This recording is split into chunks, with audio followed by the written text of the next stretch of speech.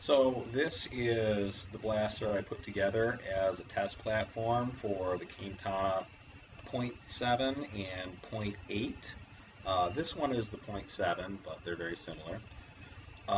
It is almost certainly also the ugliest blaster I have ever done a video about, and there is significant competition for that title.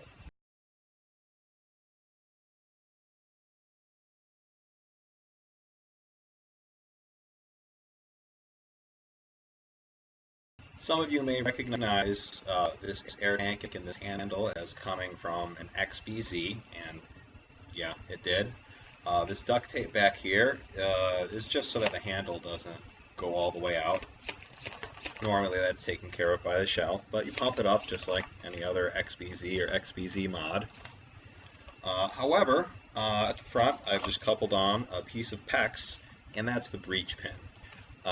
So I have that going through the magazine here, and rather than doing all sorts of linear guides and properly attaching this all to a blaster, I just did this instead.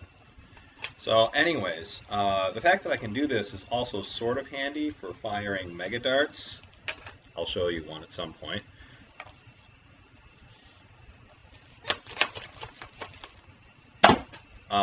But for the most part, the idea is like the other KaneTanas. It has a fixed magazine, and so you don't take the magazine out. You just kind of stuff darts into it.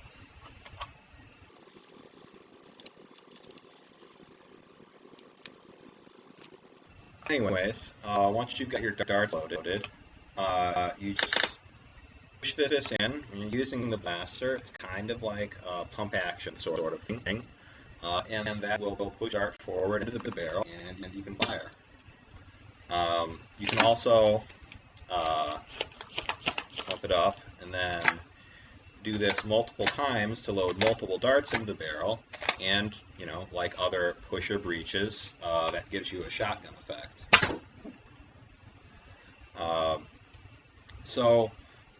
Despite this mostly being held together by duct tape, this is it's as good as an XBZ mod's going to get. You still have to pump it up as far as refire rate goes.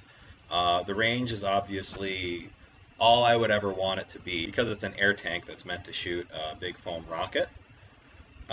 And so this is actually a pretty usable and fun to use Nerf gun in the field.